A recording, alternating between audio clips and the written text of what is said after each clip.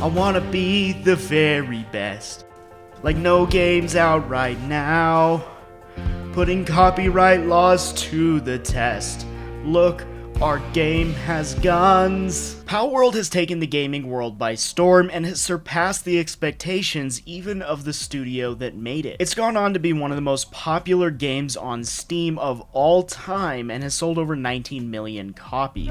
Everyone's talking about it and your friends are probably annoying you to give it a try. But is this game actually worth getting into, or is it just the hot new thing right now? How similar is it to Pokemon? Does this game have what it takes to stand the test of time? Let's discuss the pros and cons, starting with the pros. Palworld is an open-world survival game that can be multiplayer or single-player, where you go around collecting pals in a very similar fashion to... what was that popular game called? It'll come to me later. You can upgrade your base, and yes, you can get guns. One of the better parts of this game is the price point. This game comes in at $30, which is about half of what a lot of new games are now. People wonder why this game has so easily outsold other games. Take a look at the price. The biggest reason this game is doing so well is because it's fun. It became a meme almost instantly because the idea was sort of silly. It was pitched as Pokemon with guns. It was obvious from the get-go that you'd be able to do a lot of fun and weird stuff that would be filed under the intrusive thoughts category. Like wielding your Firefox pal and using him as a flamethrower,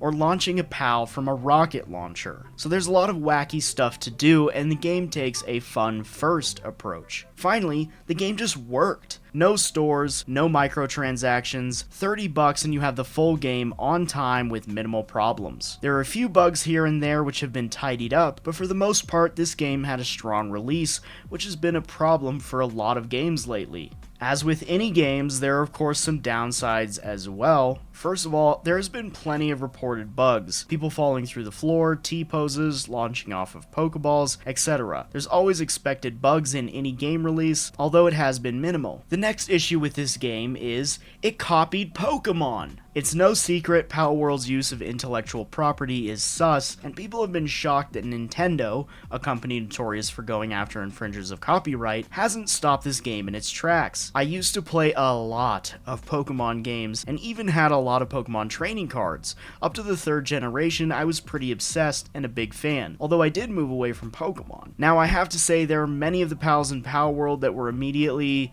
familiar. I mean, Grisbolt is Electabuzz, Sparkit is Pikachu, Tansy is Pansage, the list goes on. The stylization of the creatures is very similar to Pokemon, which also includes the humans in the game. There is no denying that a lot of the models, as well as the actual character style, is extremely similar to Pokemon. I mean, you even capture them with Pal Spheres instead of Pokeballs. Like, it's satire at this point. I will say I think this is overall a con, actually. The game has been viewed and labeled as Pokemon with guns, and I don't think it'll ever shed its attachment to Pokemon. Not that it's truly detrimental to the game, however, this game has to stand on its own merit and not ride off a nostalgia it provides from Nintendo franchises, although there is a Pokemon itch that it does scratch. Palworld is slightly different because it almost encourages you to capture more animals than Pokemon because several of the pals are part of the skill tree and serve as a pretty vital component. There won't be anyone opting out of capturing a rideable pet or a fire pet to help you cook something.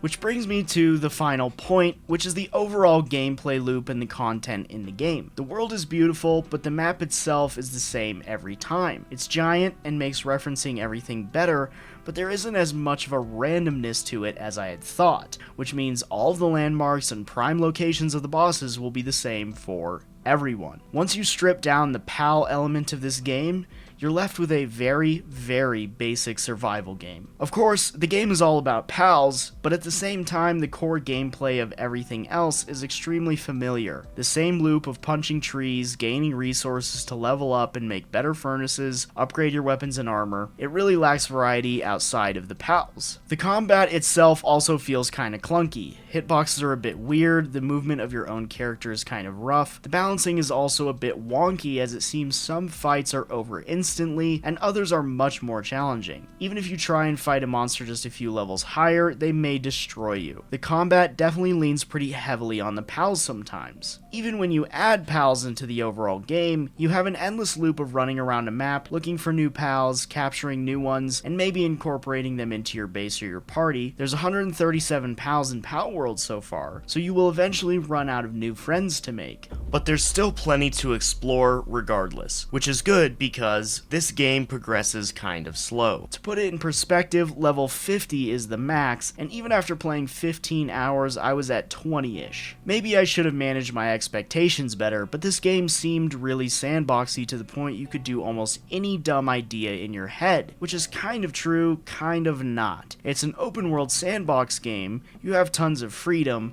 but maybe not so many options. I thought you might be able to ride any POW, give anything a gun, etc. I think I was expecting this game to be sillier and shittier. Maybe I should have taken it more seriously. Don't get me wrong, there is a ton of stuff to keep you busy. Each POW has its own unique ability in general, and many of the POWs have what's called POW gear, which are specific items to be crafted, which allow you to use any unique ability, such as being able to fly. So is Palworld going to stand the test of time? Well, only time will tell, but I have to say, I think this game is going to hit a slump. Even after the initial hype, which includes my personal excitement for a new game to make videos on, the buzz is waning. Especially after I realize, oh, this is a real game that's going to take time and effort to progress through. I can't just shitpost with Pokemon lookalikes. Once the initial hype dies down and people get into the gameplay loop, they will sober up to what the game is missing. However, I also think a ton of people are going to keep enjoying the game. It's certainly been put in a special place for the hearts of many. Its price point and the general excitement makes this game worth a go. The game can be just centered around having fun. I imagine this game would be even more fun with friends. It's also worth noting that this small gaming studio just got wealthy practically overnight, and they may be able to direct some serious resources back into the game. They've already announced that they will add more, including PvP,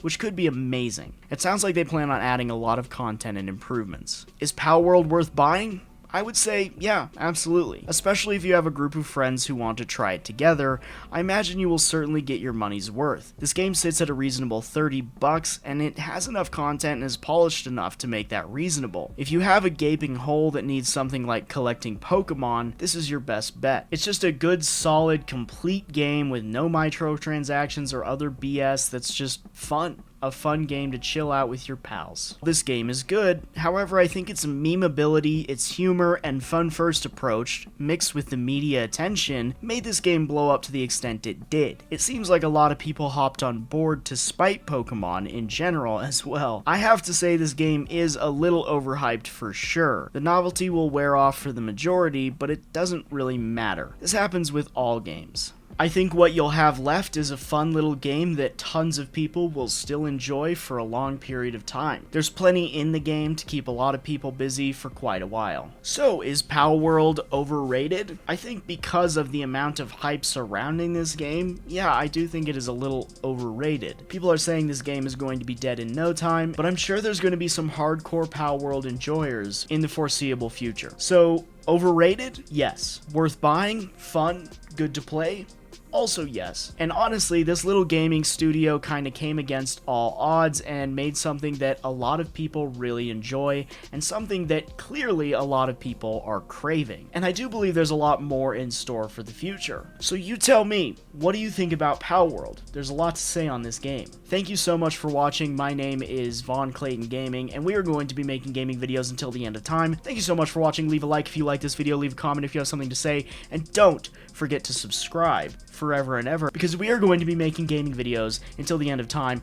I'll see you there.